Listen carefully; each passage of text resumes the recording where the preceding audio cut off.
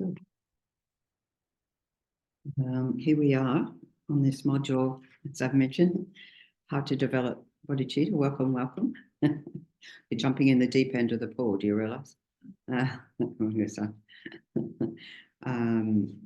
So it really is the deep end of the pool in the sense that this is the Mahayana path, the great vehicle path. So this is the third scope, the vast scope, the great scope, as called in all of the training on the path to enlightenment. We, in any case, have this motivation of bodhicitta when we say, like in the refuge prayer. Admittedly, it was in Tibetan that time, but I go for refuge until I'm enlightened to the Buddha, Dharma, and the Supreme Assembly is the refuge. But on top of that, may I become a Buddha for the benefit of all sentient beings, until I reach enlightenment, may I become a Buddha to benefit all sentient beings. So this is the aspiration, Mahayana aspiration, the aspiration of bodhicitta. So we were here previously looking at samsara and nirvana, which is principally looking at the Four Noble Truths, the first teaching of the Buddha. And that is very much focused, although depending on how it's presented, very much focused on recognizing the different ways in which we suffer physically, mentally, emotionally, lifetime to lifetime, the more subtle ways, and that it's all a product of the mind. So it's very much, by those practices, generating the mind of self-liberation, or a mind of renunciation, a mind wishing to definitely, excuse me, I've had enough of all that suffering already, want to be out of here. How do I do that? And so that's very much the middle path. And then the lower scope, or middle scope, lower scope is one where,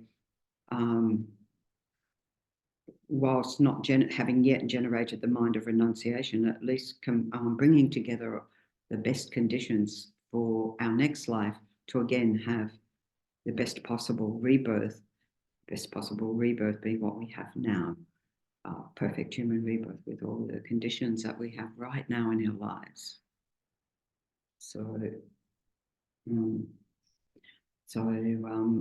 that itself is quite profound, to want to therefore on that basis listen to the Buddha's teachings, see how it applies in my life today. How can I put this into practice in my life? And just on the Four Truths, while I remember Gen Sondu, who lives here in the Tibetan community, is giving a series of Saturday afternoon talks. And so next week we'll be on the Two Truths and the Four Truths. So looking at basically all the Buddhist teachings boil down to two things: the philosophical view, which is, we say, the view of dependent arising, everything's interdependent, and practicing non-harm, harmlessness is what we say and what we do. Or as the Buddha said, do no harm and subdue your mind. Because if you subdue your mind, have a peaceful mind, we all want that, don't we? Then we will do no harm. So they're quite connected. So that in summary. So here we are on this module, which within the Discovering Buddhism program is the 10th out of 14 modules. So that's why I say it's the deep end of the pool. So please feel free to seek clarification, questions are always welcome, and so forth. So here I sent to some of you, not all of you, because I didn't have everybody's email. So if I get your emails, then I can add you to the list. Maybe I don't have a pen here, but then you can put in the chat your email, and then I'll send you the notes. Okay, so what's it all about? How to develop bodhicitta? So bodhicitta, the actual, I guess you figured out what it is because you're here. So bodhi is an epithet in a way for Buddha. We talk about the Bodhi tree. We've got one out here, you know, the Bodhi tree, Mahabodhi, which is the Mahabodhi, sorry, at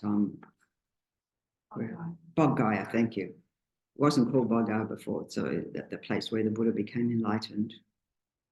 So it has that aspect of enlightenment, the enlightened or awakened mind, or generally chitta is mind. So when we talk about bodhicitta, we talk about on the path, the awakening mind, that we're developing this mind, a mind of infinite altruism, wishing, as we say in the Refuge and Bodhicitta, to benefit all beings. And the way that we can do that is by becoming a Buddha as quickly as we can. So, what's it say in the description? Discover the clear meditation instruction available in Tibetan Buddhism that enables us to develop our innate qualities of loving kindness and compassion. Innate qualities. So keep that in mind, loving kindness. So we could say loving kindness is the coming Buddha Maitreya. This one here, ready to come down to this world system. And compassion. So a lot of people, especially Tibetans and so forth, regard His Holiness the Dalai Lama as the living Buddha of compassion. I think a lot of us do that. How would that Buddha be in the world today? Well, if you look at the Dalai Lama, it gives you a few hints of what's possible on the basis of being in this world. So become skilled at applying these techniques to generate the mind of enlightenment, the wish to attain enlightenment for the benefit of others, known to be the heart of Buddha's teachings. So first of all, the Buddha taught for us to be free of suffering. I mean, that's what Buddha wanted, you know, saw suffering in the world and was like, okay, it's possible to be free of it. How do we become free of it? And we were very much looking at that in the previous module. Free of the states of mind that cause us all sorts of difficulties and problems. And now it's to become enlightened, to become a Buddha for the benefit of others, right? So not just for myself, but for all beings. You know, gradually we develop that mind of enlightenment, that mind of bodhicitta. So this is said to be the great scope, as I mentioned earlier. The entrance, it's said like that. So we said to generate a mind of renunciation on the middle scope, to want to be liberated, to be free, to attain, you know, be free of samsara and attain nirvana, a mind of peace and bliss and equanimity and so forth. That to enter the path at that level is said to be through generating uncontrived renunciation, or basically having no attachment to the worldly affairs of this life. No attachment to doesn't mean you can't have partners and you can't have chocolate and all of this. It just means that you enjoy them while you have them, but you don't think they're the source of your happiness and all your happiness. I mean, enjoy, have a good time, whatever, but don't get sucked into that's all there is. So like looking for a deeper meaning and using our life accordingly to cultivate more and more refined positive states of mind. And then we build on that. So the Mahayana, which literally Maha means great, Yana, vehicle, great vehicle, the one of cultivating bodhicitta, as it says here, you know, to learn these clear meditation instructions. So there are meditation instructions which over the coming weeks we'll go through. There's two classic approaches, which is really about cultivating the mind of bodhicitta. And then there's also the practices in our day-to-day life that we do, which is called the 6 perfections. So it's quite a bit of territory there.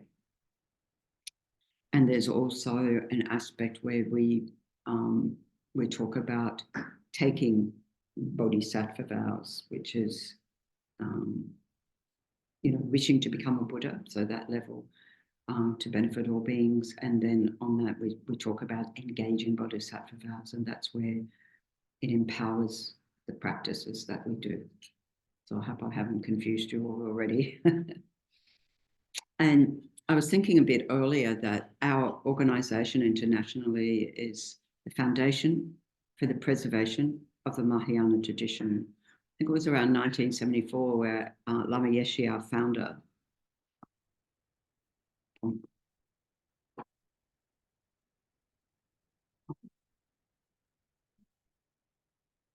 when you come in the compound, there's a big photo. Oh, yes, he is, but he's right up the back. Oh, it's not. We have to make his photo more prominent in here. Things that got moved around.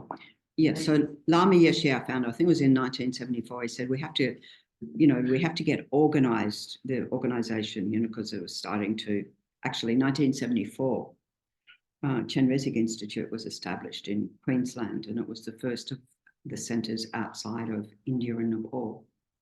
So Kopan Monastery and Tashida, and I don't know if other ones came along, and then Chenrezig is celebrating 50 years later this year. In any case, Lama Yeshe called it the foundation for preservation of the Mahayana tradition, the great scope and vehicle. He didn't say Vajrayana. So we think about Tibet and people say, oh, that's Vajrayana, that's Tantric Buddhism. It is correct. It is part of the Mahayana. It's not like a separate thing.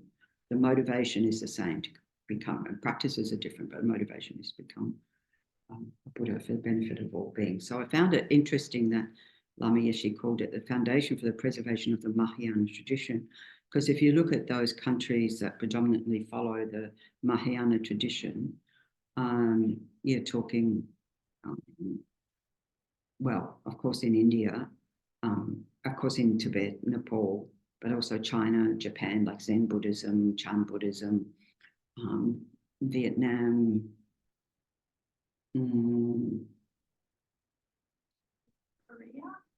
Korea, like, yeah, many of the traditions, Mahayana traditions, I've probably left a few out, but all alive and well in Australia. So there's many different ways of practicing this Mahayana path, as we say, to put the practices into practice.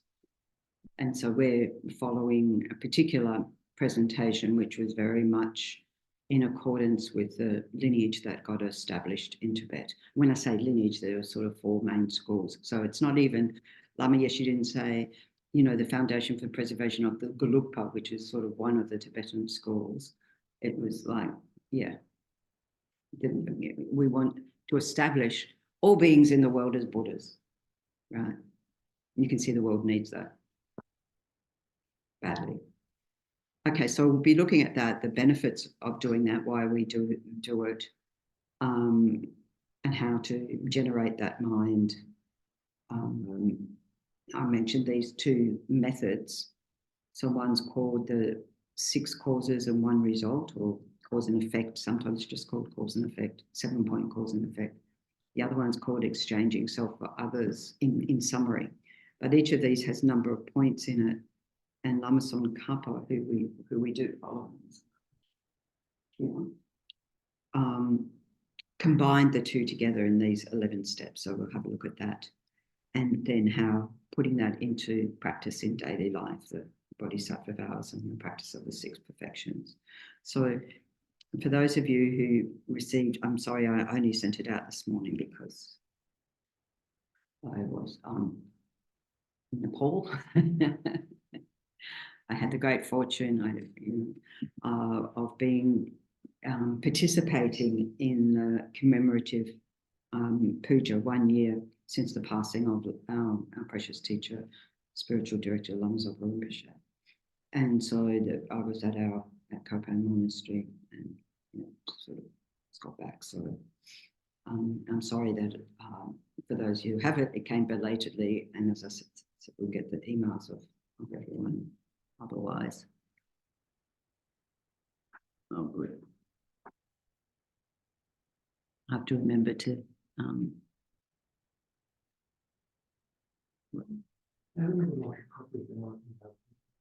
Yeah, okay. Can you write this one? Just write down your email, please. Yeah, thank you for that. People okay just to listen for today? You can add Christine. So there's a lot written about this. So I've put, when you get the notes, I've put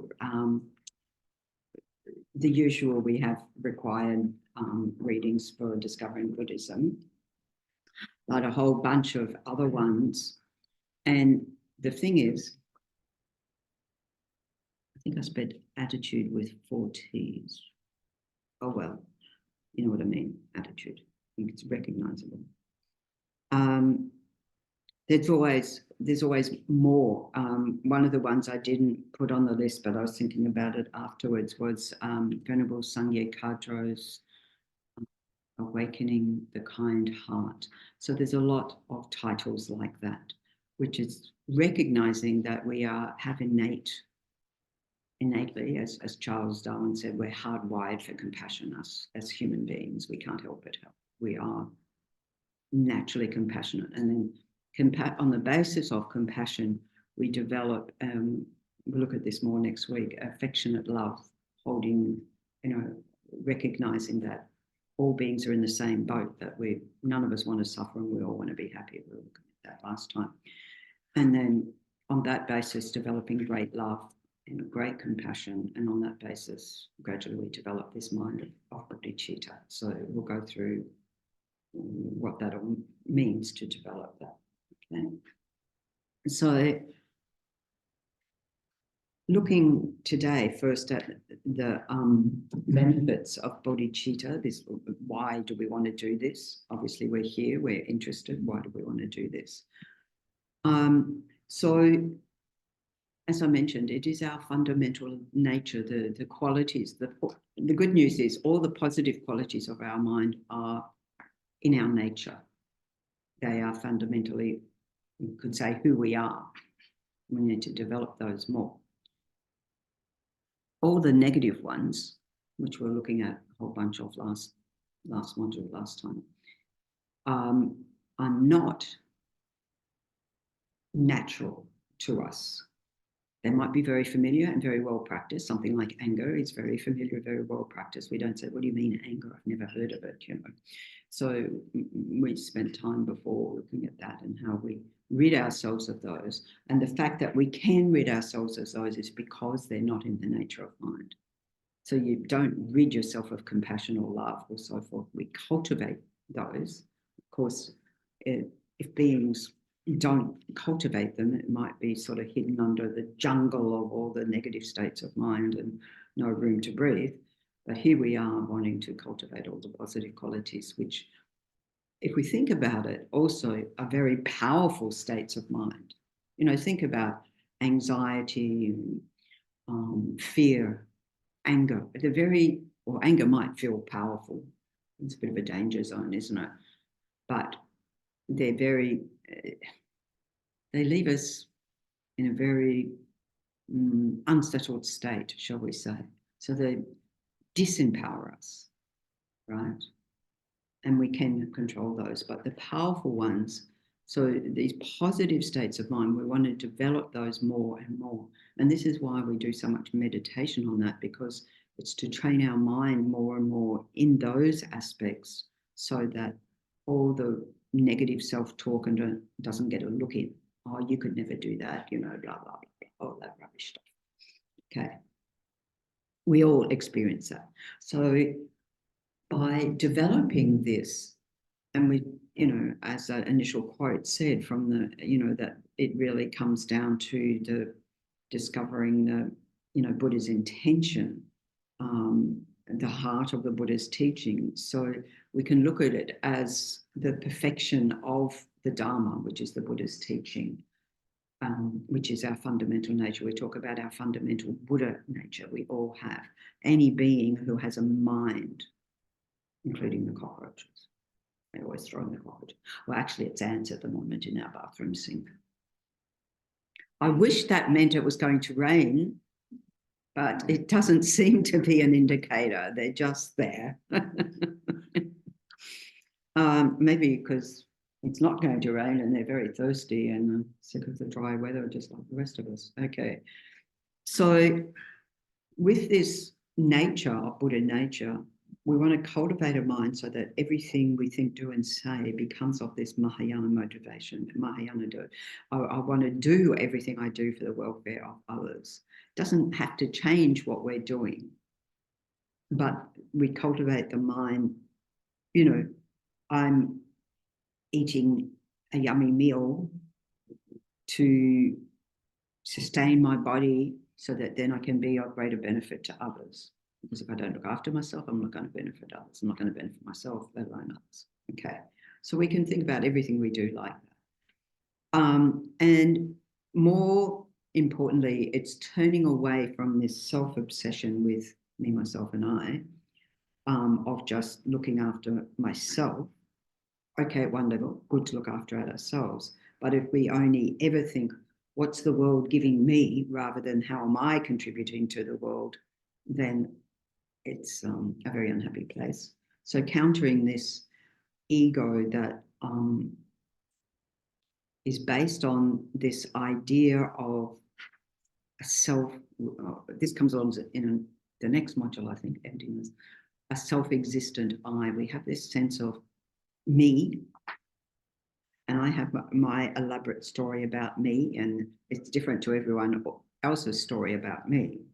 Right, and we're all like that. Lama Yeshe said, we'd all build our own world system, our own universe around ourselves, and we've all got very different universes. They talk about finding all these universes out there. Well, we've all got our own right here, you know, that my particular world and so forth, and getting caught up in our own bubble of everything, you know, relating to me. And this holding on to this as being something permanent and independent and so forth, which it's not. So we get it wrong. So that instead of, you know, by turning our orientation outwards, we suddenly see, oh, well, there's a lot of suffering in the world, or, you know, my family or friends are not in a good, how can I be of help? How can I be of help? So it's turning our orientation outwards like that. And realizing at the same time our interdependence on others, if for no other reason, the fact that we rely on others for our food, for our clothing, for our housing, for everything. We rely on other human beings, other non-human beings, and so forth. So we cultivate this mind recognizing that. Okay. And also another reliance on others is our need for love. You know, I think when I was much younger, I think I heard that, you know, children, if anyone's a psychologist, please, you can correct me, but a child growing up, as long as they have one person in their life who gives them unconditional love, they're okay. Not great, but okay. Anyway, nobody's refuting that so far. Okay. Of course, it all comes, you know, we need love, affection. I mean, if we didn't have that caring concern from you know, since even before we were born, we wouldn't be here. We know that. Okay. And so our need for love, and then recognizing other people, so widening our circle of love to embrace more and more beings, not in a fuzzy way. It's a very practical step. We'll look at those, so that we cherish others. Sometimes it says more than ourselves, and this is where it's the deep end of the pool, because if we don't have a strong sense of self, in a way it's contradictory. We've got to have a strong sense of self, that we're all here, but not this permanent, unchanging self. Because look at us, we've all changed from, you know, think back to when we were babies and so forth. We've all changed, but more importantly, our mind has changed. We talk about be maturing as an adult and things like that. I'm not talking about the aging body, I'm talking about the mind and developing more a sense of responsibility and capability. So in relation to that, I read this quote from the Lamrim Outlines by Shantideva. So there's, as I mentioned, there's many books on this particular topic. Shantideva was in the 7th, 8th century in India, and he composed this text, which we still study today. It's called the Bodhisattva's Way of Life. And it goes through each of these, I mentioned 6 perfections. And when he presented this teaching, he presented it in poetic verse. So it's very amazing, beautiful, in any case. So he says, those who wish to destroy the many sorrows of their conditioned existence, many problems, difficulties, sufferings we have in life, many sorrows, wish to destroy those who wish all beings to experience a multitude of joys, and those who wish to experience much happiness should never forsake the awakening mind, should never forsake the mind of bodhicitta, as we said, chitta, mind, bodhi, awakening, should never forsake that. Because yes, it's very altruistic, wishing to benefit others, wishing for them to have every happiness, every joy.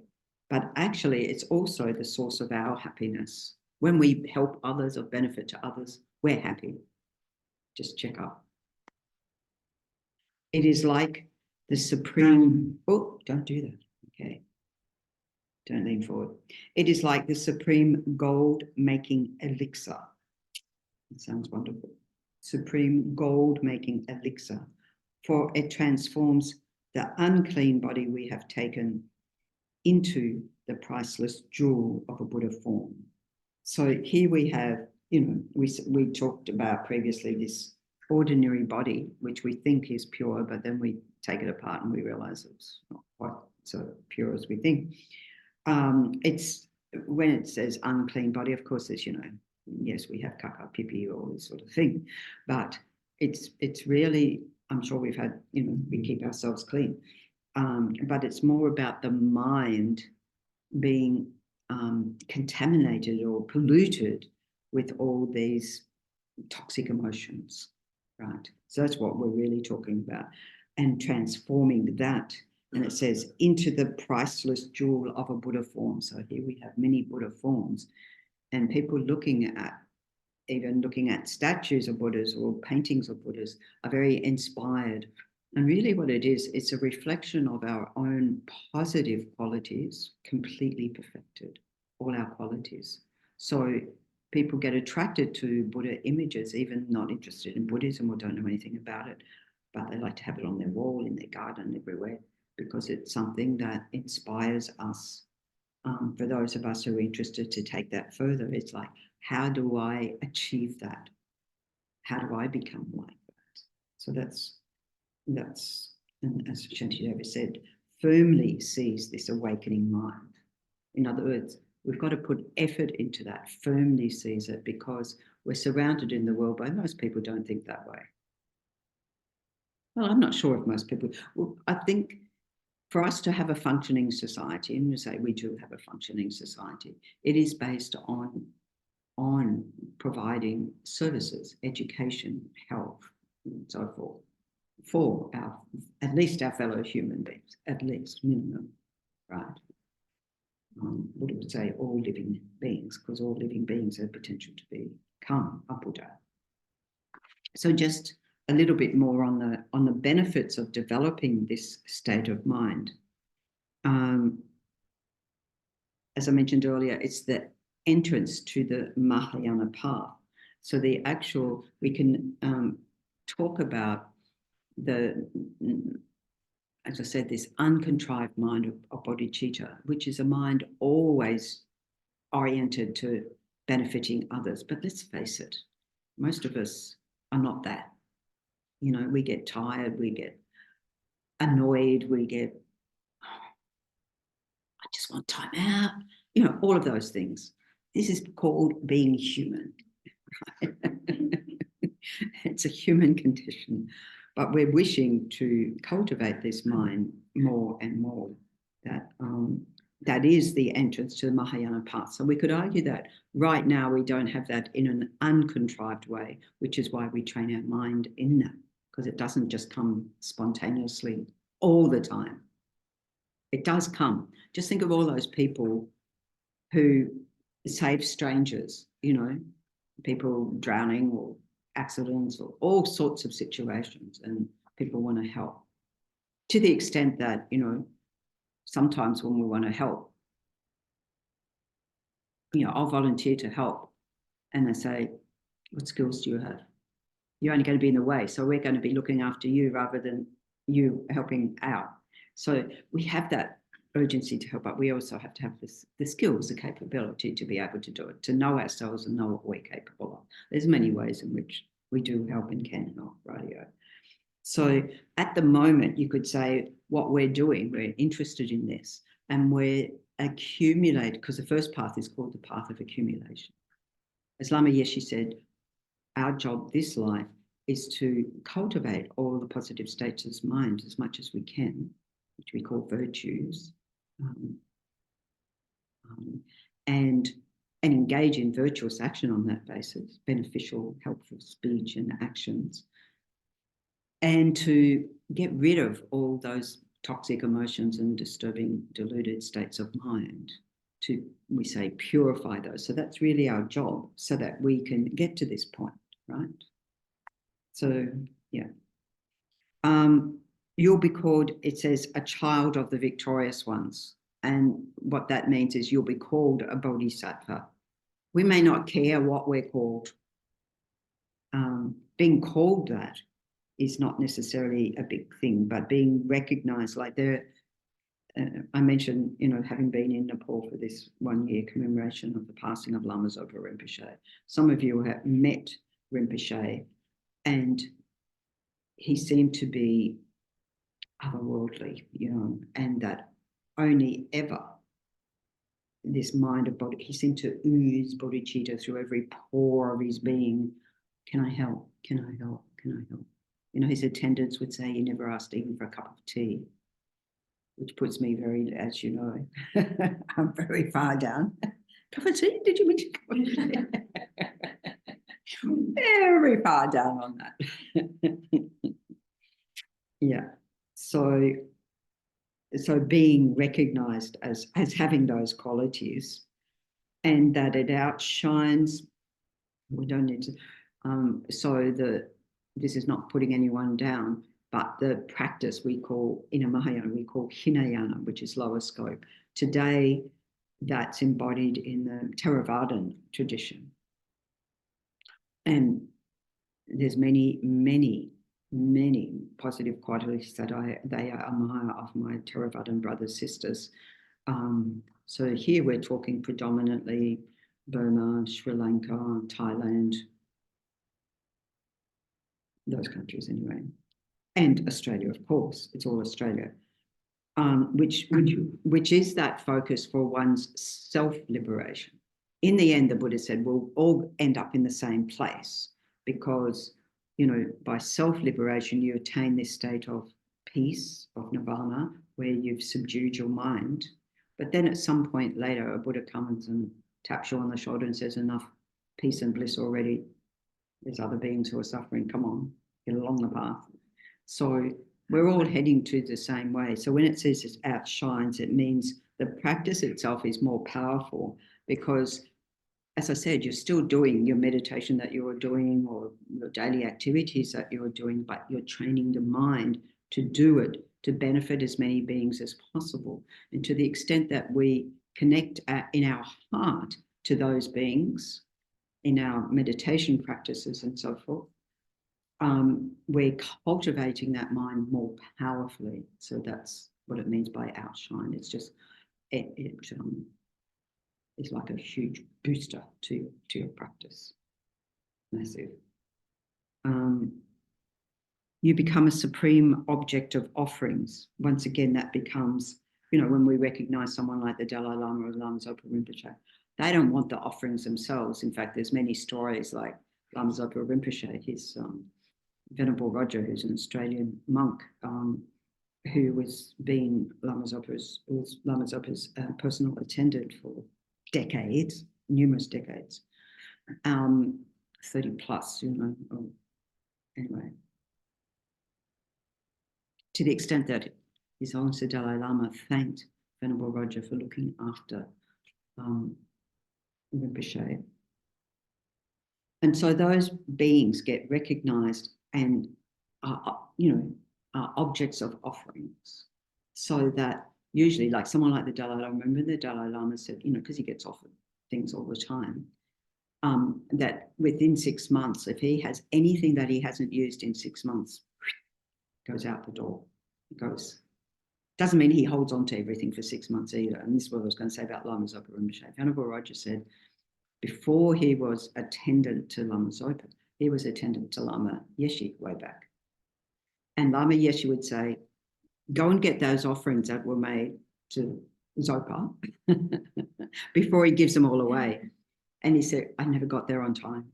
He said, one time he got there and Rinpoche had given away his robes. So he only had his under robes on and they had to go to the airport. So it's like, okay. It was just like, what happened? Oh, the Geshe needed the robes. So that thing of letting go of the grasping at things that's mine, enjoy them, but also that practice of generosity, that practice of giving. It doesn't mean give away all your possessions. This is, we've got to survive in this world. It doesn't mean that, but to have this mind wishing to benefit others. That's what it means. And as such, you amass an enormous accumulation of merit with each. This merit by engaging in positive deeds, training our mind in cultivating these love, compassion, loving kindness, so forth. Then it gets easier and easier for us to do that. At the moment, we're like, oh yeah, I've got to train my mind, train my mind, train my mind, train my mind. But even after a short period of time, you might notice that, oh, that starts to pop into my mind, So the scientists who are very interested in, they're testing the brain, but they're also now testing at the heart chakra. Anyway, so they said, meditating on compassion for 10 minutes a day, 2 weeks. So we're not talking, a long time, either as a daily, day-to-day practice, or meditating on that for 2 weeks has a transformative effect on our mind, we would say, but on the brain wiring and so forth. So that they're able to measure that much more than, say, meditating what we call calm abiding meditation to focus the mind. Usually it's on the breath, it could be on a Buddha image.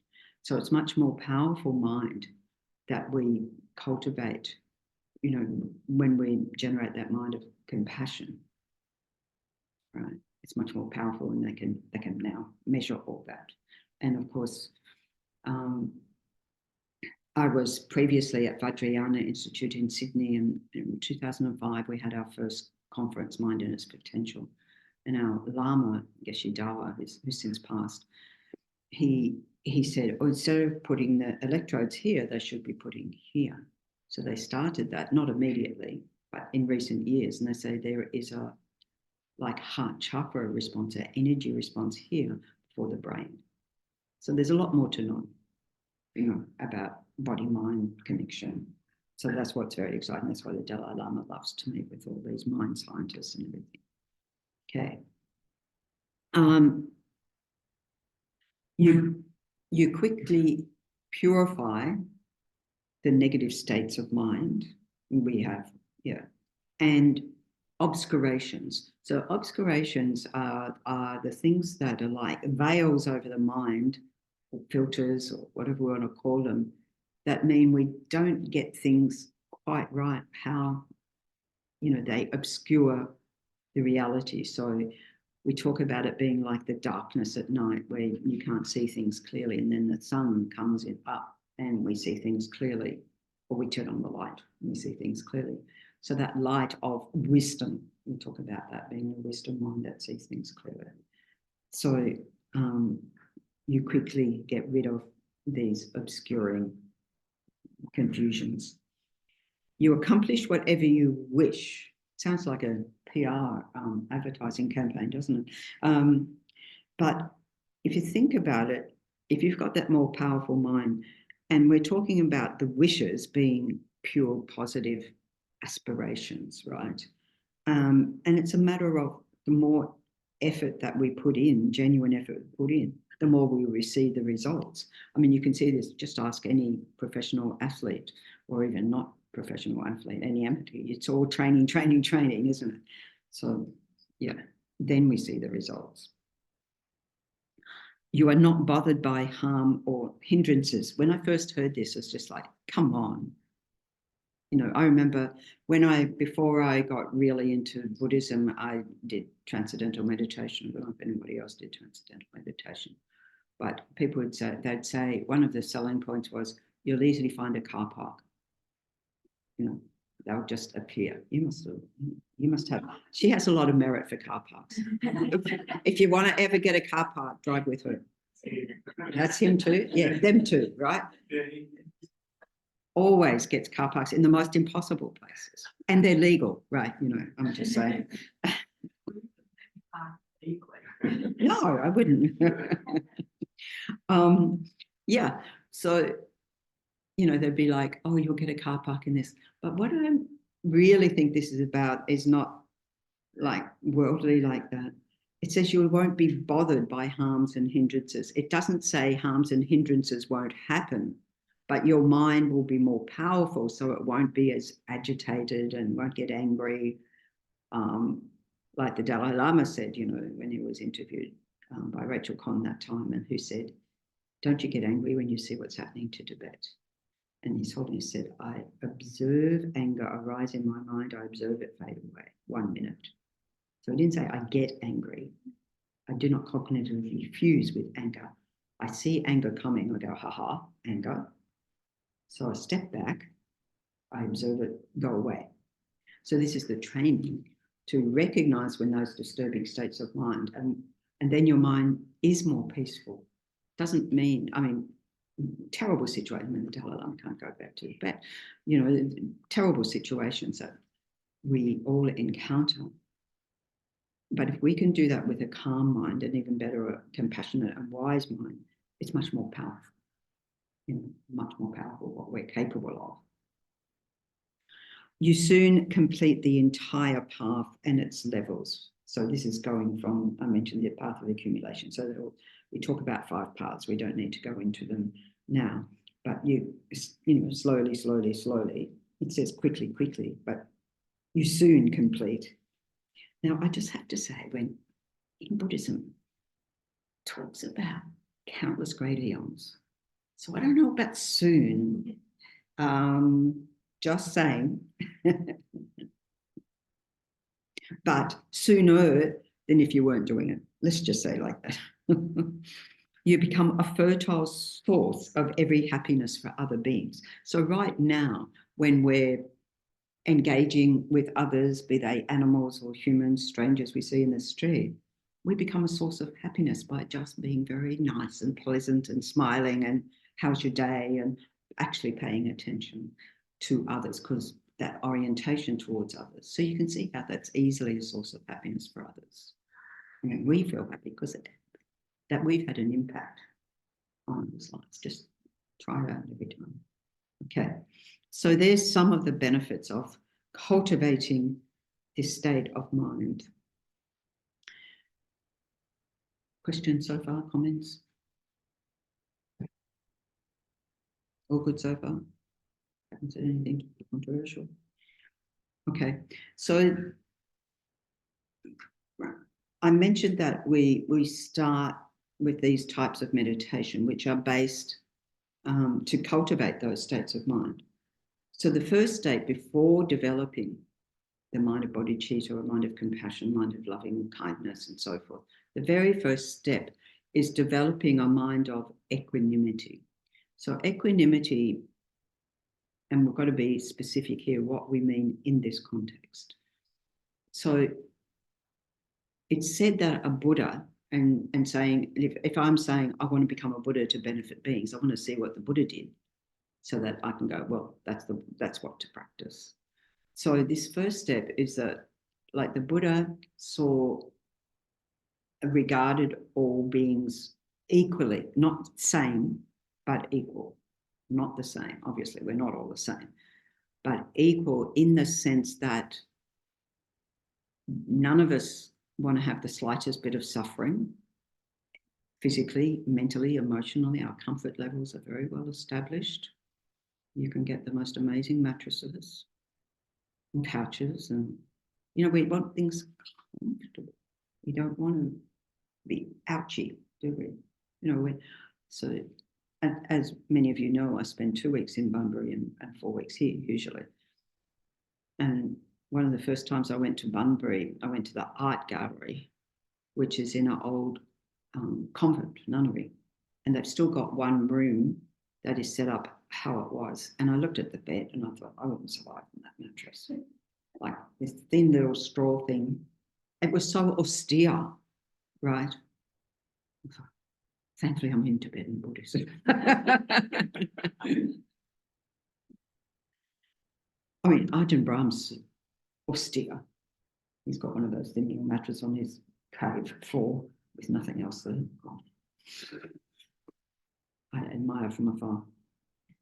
Give me the Hilton cave. Anyway, just right now. Yeah.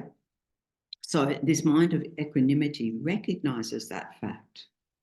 It's an even regard. It said that the Buddha has even regard towards all beings, regardless whether they help, hinder, or do neither. Regardless, they're interested, disinterested. The Buddha has even regard. We don't go around proselytizing, telling people to become Buddhist at all. If you hear the Dalai Lama, he says, if you're a Muslim, be a good Muslim. If you're a Christian, be a good Christian. If you don't have a faith, be a good person. Full stop. He says, don't change your religion, actually, necessarily. Well, some of us did because we found a strong connection, probably past lives. So it's not about that. It's like, and if you see Dalai Lama, Buddha of compassion in the world, equally will regard, everybody around him with the equal consideration. It's not like, well, who are you? Are you going to be good for my career? No. Or you insulted me last week, so I'm not talking to you anymore. None of that. It's just pure good heart for all beings, regardless. This is why also the Dalai Lama says Jesus Christ was a great bodhisattva, one of these beings, who's really wanted to take on the suffering of the world, just like Arya Chenrezig wanted to take on the suffering of the world. The world's still suffering, as the Buddha said. That heart of compassion is quite profound, and we can have an impact on those around us and on the environment, but the extent to which we can take away other beings' sufferings is limited, because, as the Buddha said, they have to want to do it. They have to want to transform themselves. We all have to. We've all got to do the work. If Jesus Christ could have done that, he would. If Buddha could have done that, he would, out of infinite compassion. Any great being would have done that already if it was possible. Okay. So this mind of equanimity that recognizes that we're all, we're all suffering various ways, no matter where we're born. In Buddhism, we talk about these 6 realms of existence. The ones that we can see are human and animal. Can't see the others. Whether we're up in the cushy levels or whether we're down in the hell realms, intense suffering. The Buddha equally wanted to benefit all beings. No sense of criticism, just only love, compassion, and wishing for our benefit. So that's a sort of mind that we want to develop based on this mind of equanimity. So it's the so the cultivating this sort of even regard, as it said, for all beings, is like the antidote, the opposite, we can say, to a mind of partiality that puts people in categories. Oh, you're my friend, you're my enemy, or you're a complete stranger, so I'll just completely ignore you. I don't have anything to do. I don't even notice you because you're not on my radar. You're neither help nor hinder, so you're really not on my radar. You know, like when we hear the news and it says, like with the World Kitchen thing, the World Central Kitchen, yeah. And we're very focused on the Australian who lost her life. There were other people who lost their life, and there are many people in those wars that lost their life, but they're not related to me. I mean, even she wasn't related to me, but she was Australian. So we have a partial mind in many ways, you know. Well, they're not my family, it doesn't matter, or why not, etc. And we don't do it deliberately, it's just we do it. So, well, maybe sometimes we do it deliberately. You know, if it's the one who's, we don't necessarily say you're my enemy necessarily. We say you really annoy me. I don't want to have anything to do with you, or you know, or we divorce, or we. So that people can flip from one category to another. And then there are the animals that we don't want to have anything to do with. You know, when I was in the US, great fortune with Lama Zopa Rinpoche being on this retreat. And after the retreat, we were walking up the road and there was a snake. And I just sort of gently got a stick to just sort of, it was only a teeny thing. It was a black snake, but it was small. And just sort of gently move it across. And Venerable Roger says, I knew it would be an Australian because we're used to snakes, you know.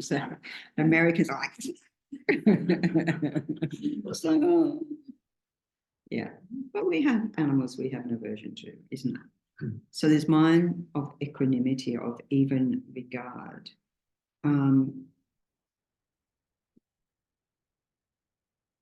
Yeah, is what we're wanting. So it's the antidote, that's right, I was saying, to these two minds, the mind of desire, of attachment. I like you as long as you make me happy. And then when you don't make me happy anymore, then the mind of aversion comes. And we apply this all the time to people, to everything, because we want to feel comfortable. If anything unpleasant comes along, we want to push it away. So this mind is going on all the time. And the mind of equanimity on one level can say, I can just sit with discomfort. I can sit with craving. I don't have to follow that. I don't have to follow that. I can just sit with it. So that's one way. But in this way of looking at other beings and the fact that we all want to be happy, we're all trying to be happy in our various weird ways, or we're, you know, trying to find lasting happiness, but it doesn't last. You know, the chocolate cake runs out, etc. So we're all trying to find happiness. We all don't want to suffer. In this way, we're equal. So even those beings that we don't particularly like, still they want to be happy. I figure because they're the hardest ones to develop this sense of affection towards, I figure, well, it'll be a win-win, because if their mind's happy, if they're happy, then they're not going to be creating the problems that I and other people experience, or whatever. Or we look at the world and we look at some world leaders and think that if their minds, if they were truly happy, they wouldn't be like this. Okay, might be a far call, but it's true. And so it would be a win-win. Yeah. So it's one way. It's not the classic thing what it says. It says regardless, you know, you regard that person as your particular object of compassion because they rub us up the wrong way. So this is where Tenzin Palmer says they're like our sandpaper. They rub us up the wrong way, but in the process we get smooth. So this idea of, oh, I think I've got compassion until I meet that one, or hear their name. It's just like, no, my compassion stops there. So at the moment it's a bit limited, isn't it? My family, my friends, even sometimes, you know, people say we do a meditation on, you know, those that you're close to and that those that you have difficulty with, and said, oh, it's the same people. At times push our buttons, isn't it? It's, so we say, you know.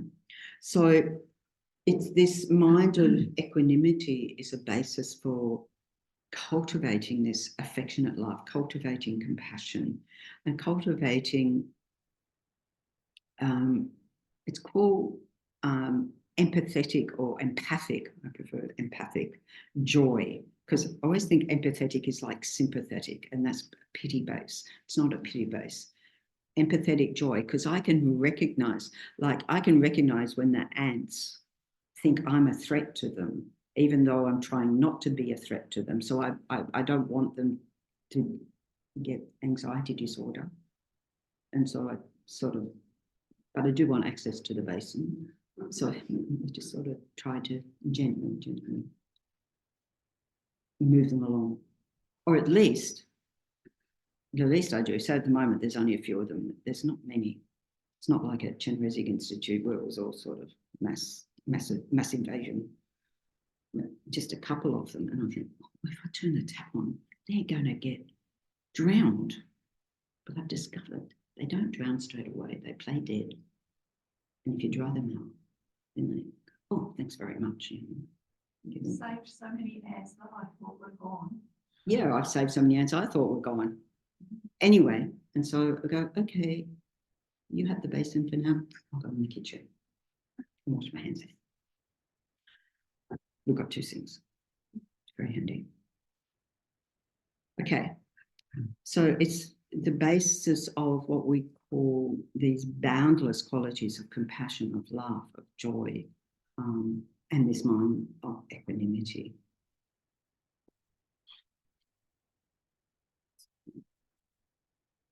To mention a bit more on that. So this is a quote from the Buddha.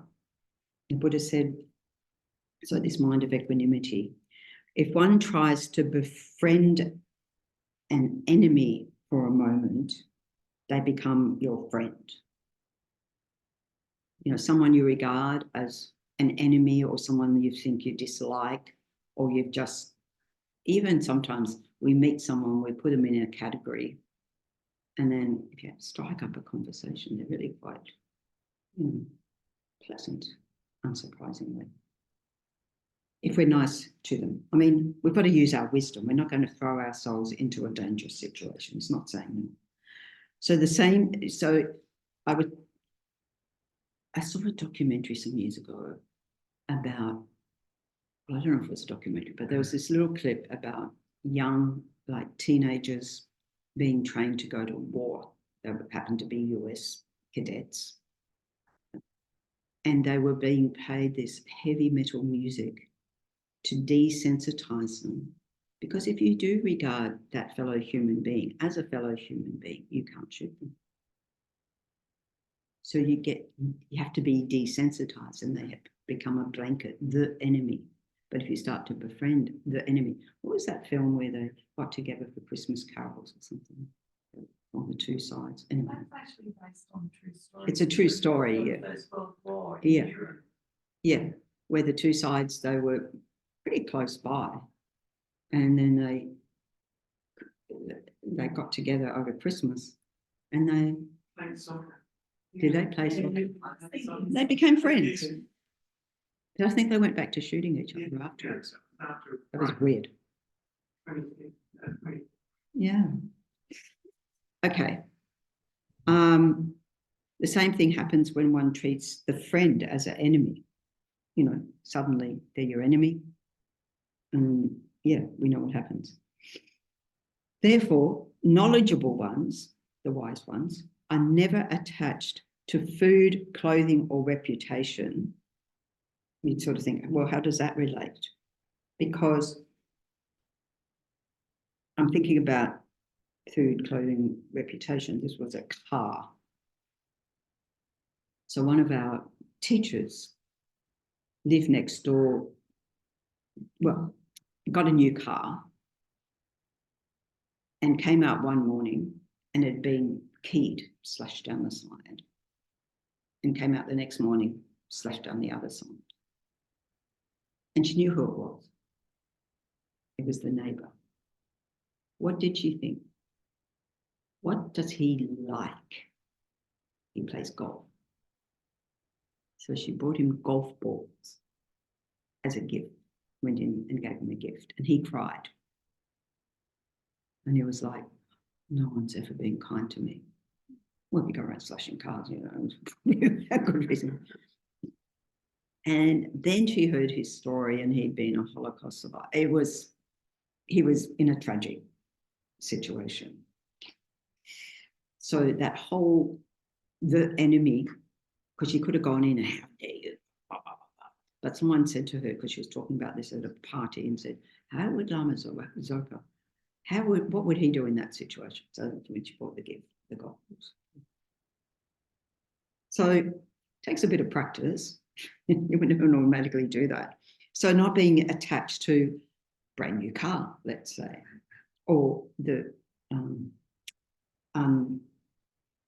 unmarked brand new car. It's a brand new car. I don't want any marks on it. I mean, it doesn't take long before there's a mark. Is it the minute that you drive it out of the car sales yard, it's already lost $3,000-4,000 or something. Just by driving it out. Hasn't even got slashed or anything, dinted, nothing. It still looks good. Yeah. So what's it? And don't get attached to friends or enemies. What that means is, of course, we love our friends and so forth, but don't get attached to putting people into those boxes or beings into those boxes. Because if we look at it just within this life, how many of our dear friends, particularly from our younger age, have become strangers, or we don't even know if they're alive still? I think about that in relation to my school friends. A lot of them, I wouldn't know if they're alive. I mean, occasionally I go back to Newcastle and run into somebody, but the older you get, the less that happens, isn't it? You don't have no idea. And the, dear close ones who become enemies, enemies who become friends. So this changes in our all the time in our life. So why be attached to any of them being, like this? I mean, while your friend's your friend, have a great friendship, but befriend others as well, particularly the ones that we put in the neutral category, the so-called strangers. They're not non-existent people. They're people who exist that we run into every day at the shops or whatever. There's a familiarity, but we don't really know their backstory. We don't know their history or whatever. And then over time, when did we move here? In 2021. And I remember going to the chemist, and when I went the second time, they said, oh, are you back? Oh, you're back here. And now it's sort of like you're on first name basis, well, how are you? Because it's just like before you dropped in on an occasion, and then a second occasion, and then third, fourth, fifth, sixth, seventh. Then you become friends. Yeah, so it's quite nice. So we can look at this in the whole of life. So just understanding how impermanent our relationships are, and I'm not even talking about separation by death. It's just the impermanence day to day of our interconnection. So our dear loved ones who, okay, we have more of a commitment to, but on any given day, we might put them on the enemy category and say, I'm just going to go out for a few hours, get some space, or whatever. Yeah. So, anyway, and then, those strangers that can become close to us. This is where, as many of you know, I love the practice of smiling at people out and about, and that human connection.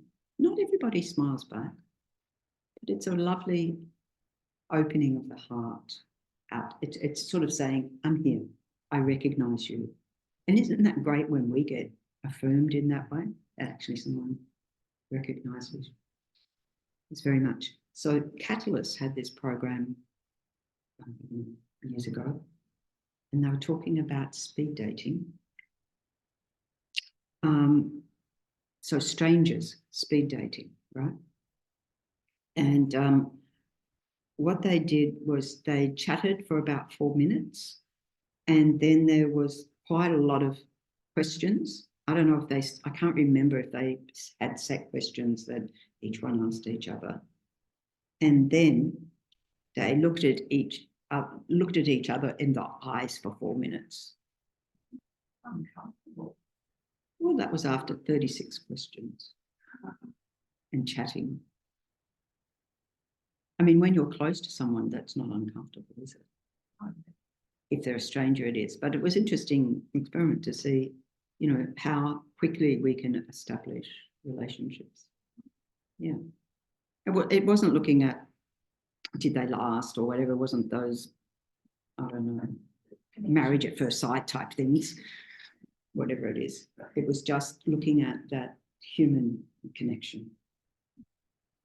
If you think about it, without going speed dating, we have a lot of interactions like that, like doctors and so forth, that they have to gain our trust, we have to gain their trust in a fairly quick situation. I mean, there's many interactions like that, people we work with, whatever.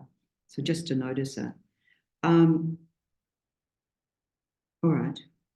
So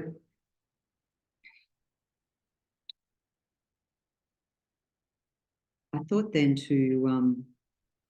we'll do a meditation on equanimity and cultivating equanimity. So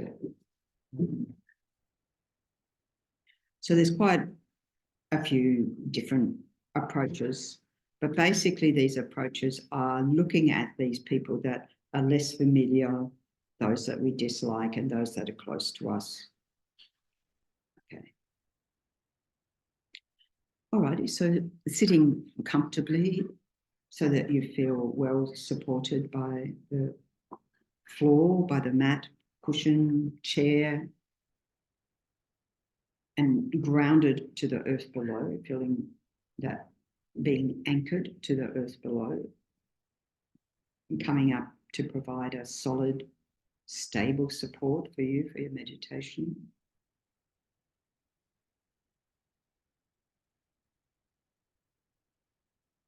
And having as comfortably as you can your spine in a long line from the tip of the coccyx to the crown of the head, so the back of the neck's long.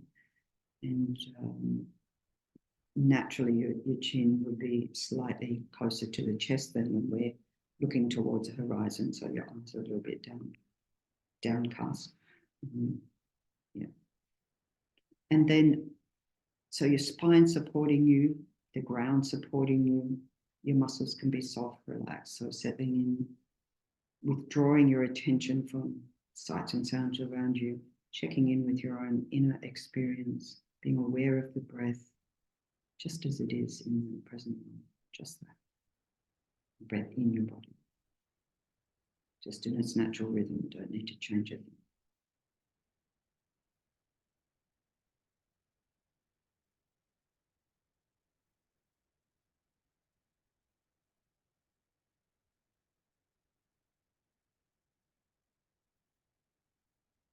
And as you breathe out, if there's any discomfort, hopefully, I mean, if you need to adjust your posture, this is not to be tight, but to be feeling a state of balance, relaxation, and alertness. So to imbue those qualities. As you breathe out, let go any tension, tightness, any discomforts, let it melt into the breath out. And also any blah blah of the mind, we're not trying to push it away, but we're just wanting to settle on one thing, the natural rhythm of the breath. So just letting mental energy dissolve, allowing your mind to settle into a meditation state.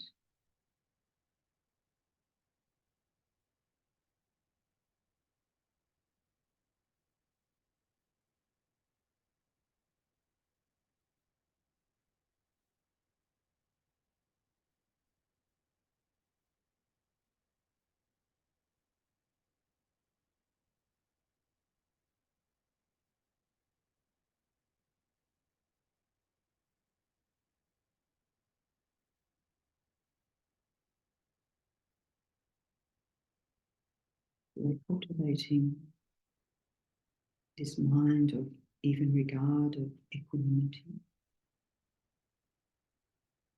Seeing that none of us want to suffer the slightest inconvenience, and all of us want to have every comfort, every happiness, every joy.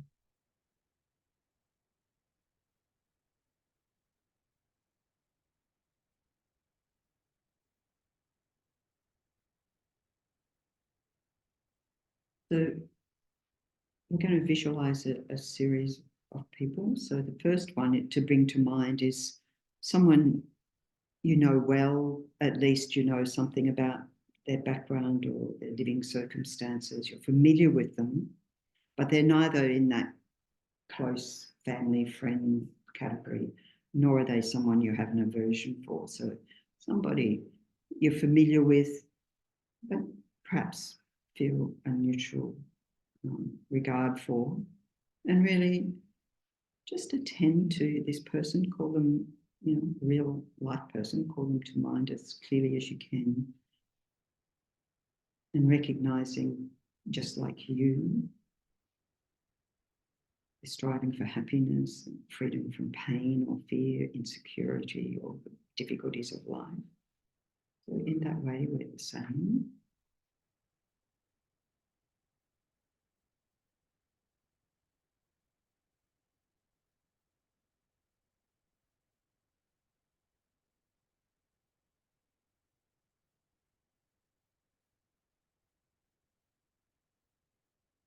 And as you focus on this person, you can shift your awareness to as if you were viewing the world from their eyes and looking back at yourself.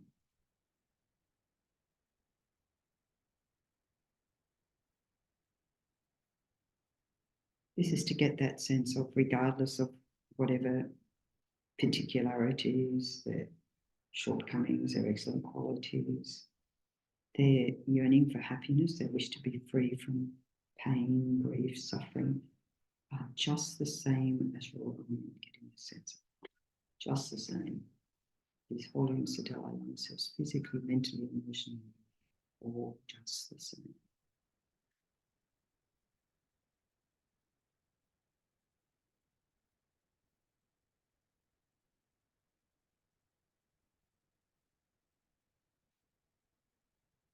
And even though this person is not like at the center of your universe and not part of your friendship group, family, so forth,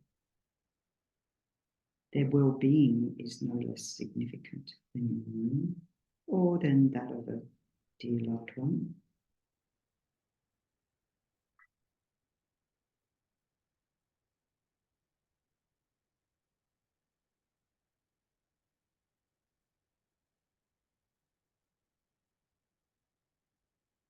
And then bring to mind someone who you are quite close to, you feel is crucial for your well-being, someone you already have affection for, possibly attachment to, but that you feel close to.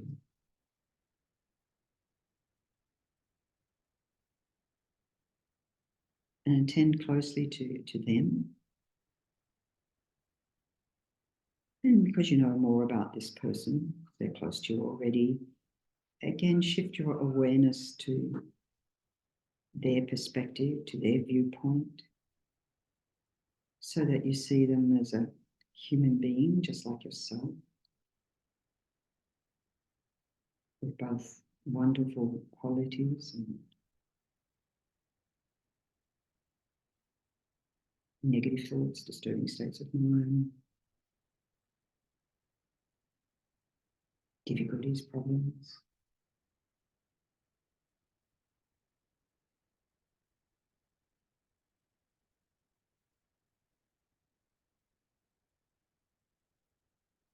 And from that point, realize that although you're loved by this person, by some people, friends, family, those who are dear to you, there's a whole lot of people in the world who are indifferent because they don't really know you.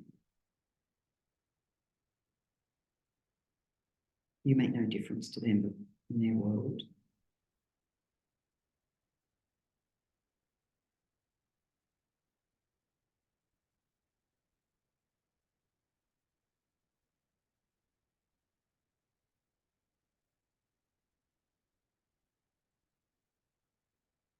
there may be others who don't like you.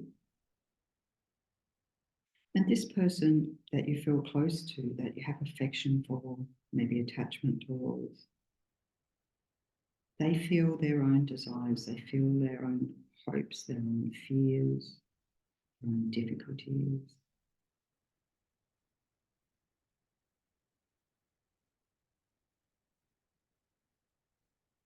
And so step back away into your own perspective and view this dear one from the outside.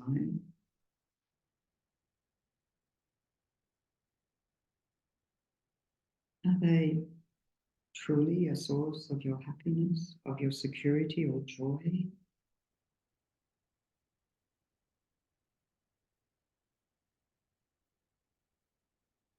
Or can these states of mind only arise in your own heart, your own mind?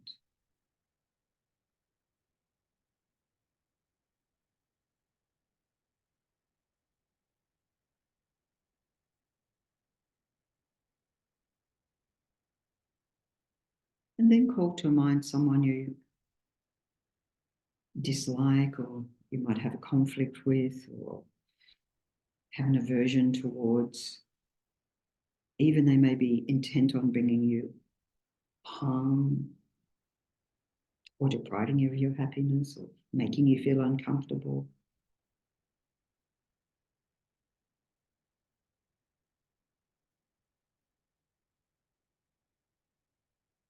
And taking a courageous step here, imagine seeing the world from their perspective, being this person from the inside, their hopes, their fears. Fundamentally, just like you, they want to be happy. They don't want to have any suffering, difficulties, problems. And then take a step away and observe this person from the outside again. And realize they're not the source of your distress, your anxiety, your aversion. The source of that is our own heart, and not in the other person. It's how we respond in those situations. This is tough.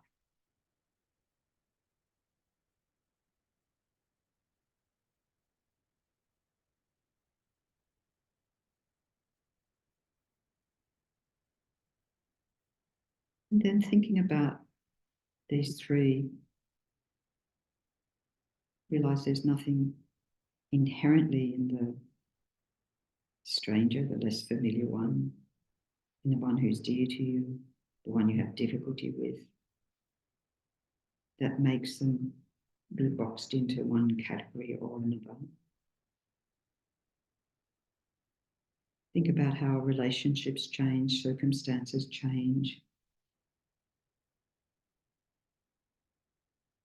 and the flux of those circumstances, which gives rise to thoughts of labeling, this is my enemy, this is my dear one.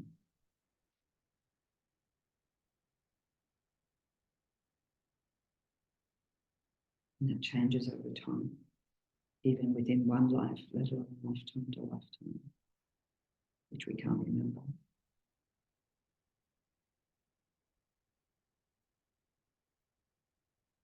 And then open your awareness to embrace everyone in your immediate environment, everybody here. And even you don't know necessarily, but being human and having a shared experience of our humanity, of our place here. Get a sense of their hopes, their fears, their aspirations, their yearnings,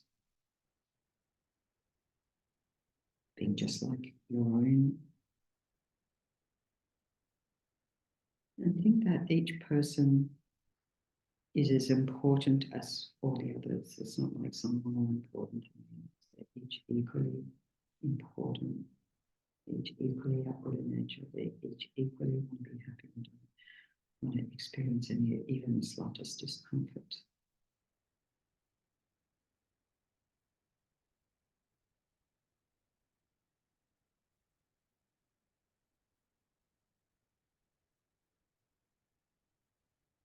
And the shifting circumstances in our lives bring us together and also cause us to part. It's the nature of things.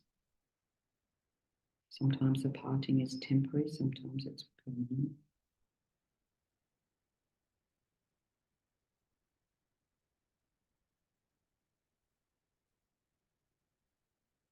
And extend your gaze, your embrace to the whole community, reaching out in all directions, include as many beings as you can. People going about their Sunday business. And just think everyone, each and everyone fundamentally is just like me. And each and everyone regards himself as the center of their own world, their own experience, bubble, their own reality.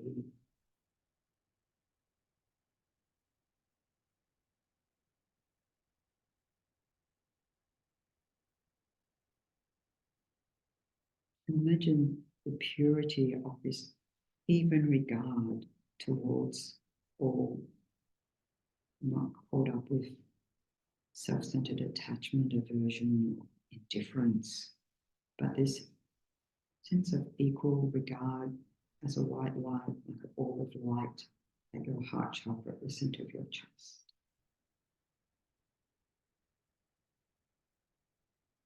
And as you breathe out, let this light spread out evenly in all directions to all those persons, all those beings you can imagine, you can hold in your gaze. And think, may each and every one, including myself, and just like myself, find happiness. And each and every one, including myself, and just like myself, find happiness. May everyone, each and every one, including myself, be free of suffering and the causes of suffering. And imagine that flood of light going out in all directions, soothing those who are distressed, facing difficulties, problems, bringing healing, whether they're going through medical challenges, emotional distress, and get a sense of well-being towards everyone.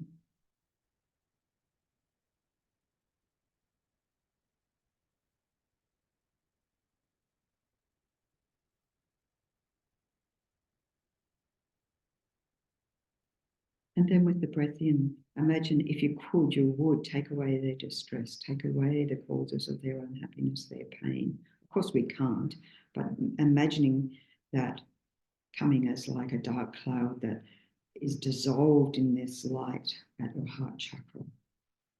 And it's dissolving all the suffering of all the beings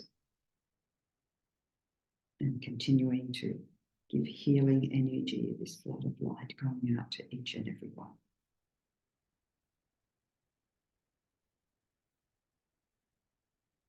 Feeling that heart connection, that genuine care. Even you don't know them. Even you don't know.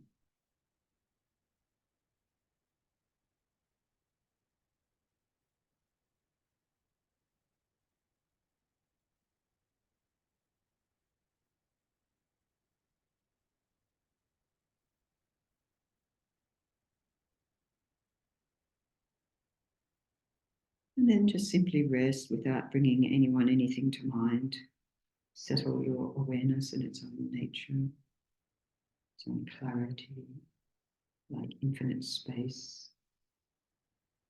without having to consider, analyze anything. Just staying present with this experience of even-mindedness, like limitless space.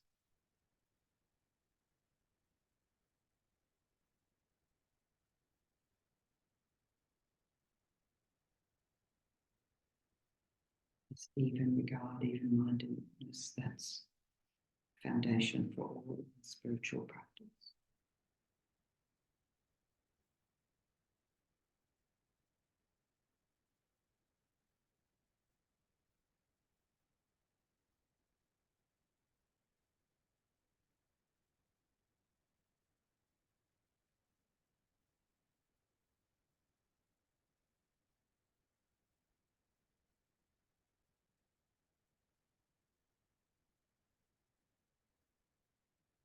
And when you're ready, just bring your awareness back to where you're sitting, the space you occupy, the space around you, and holding this sense of equanimity.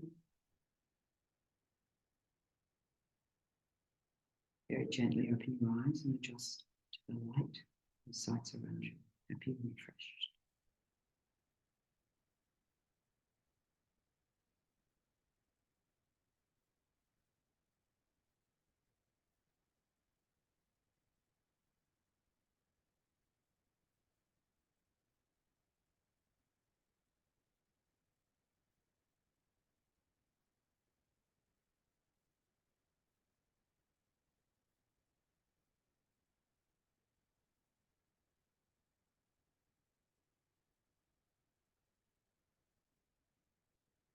Okay, so you can try that from time to time. Also, I'm reminded of Richard Gere's comment that about his practice of whenever he meets anyone, his first thought is, may you be well, may you be happy. He doesn't say he goes around saying it to everybody, because, you know, they might wonder what you're on. But our first thought towards people, may you be well, may you be happy, may you be well, in our mind, you know. And see how that transforms your shopping experience, your traffic jam experience, any difficult experience, frustrating experience. Okay, so we'll leave it there today, for today, and we'll dedicate all of our practice with the dedication prayers in this little template, so that all the positive energy that we've generated here together continues to grow and grow and doesn't decline. Which is basically what we're saying. So on page 8, the first 2 verses. Gewadi no hodo jaglama sange drugyune troa chikyama halopa deye sala ngopa sho jamship central rinpoche Ma ke panam ge kuchi ke pa nyam pa me pa yang gong ne gong du ka wa shu.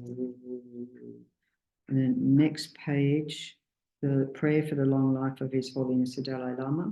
Incomparably kind and supreme Tenzin Gyatso, the wish-granting, wish-fulfilling joy, source of every single benefit and happiness in this world. May you have a long life and all your holy wishes be spontaneously fulfilled. And then the quick, swift return prayer for Lama Zopa Rinpoche, which is just opposite that.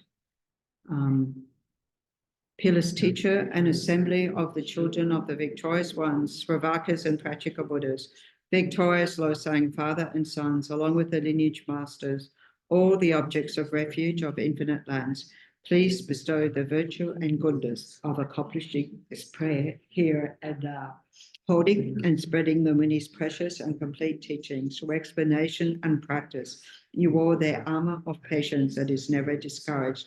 Incomparable Venerable Guru, to you I make request. While striving single-pointedly for the sake of the victorious one's teachings, the sole gateway through which all benefit and happiness emerge, and from other living beings, you suddenly departed to peace. What a great loss. Nevertheless, through the undeceiving truth of the blessings of the ocean of the three jewels and the great waves of Bodhichitta of the children of the victorious ones, may the smile of a reincarnation swiftly beam in glory for fortunate disciples. Long life prayer for Tenzin Oso Rinpoche. Lord of Dharma, who in accordance with the various dispositions of those to be subdued, makes clear in the light of your well-spoken advice the sacred Ganden tradition, essence of Buddha's teachings. Foremost and holy Lama, to you who are supreme, we make this prayer of supplication. O Lama, please, please live long. Okay, so just an announcement that next Saturday afternoon at 4:30 for the following 3 Saturdays, again, Suntu from the Tibetan community. As I mentioned, we'll be talking on 2 truths and 4 truths, and then giving a little, just a short, like 1 hour teaching each week. Oh, 4 views, and yeah, the 2 truths, then the 4 noble truths, and then refuge. So it's giving three talks. Yeah, there's a flyer out there that says what it is. So so that's a wonderful opportunity for us.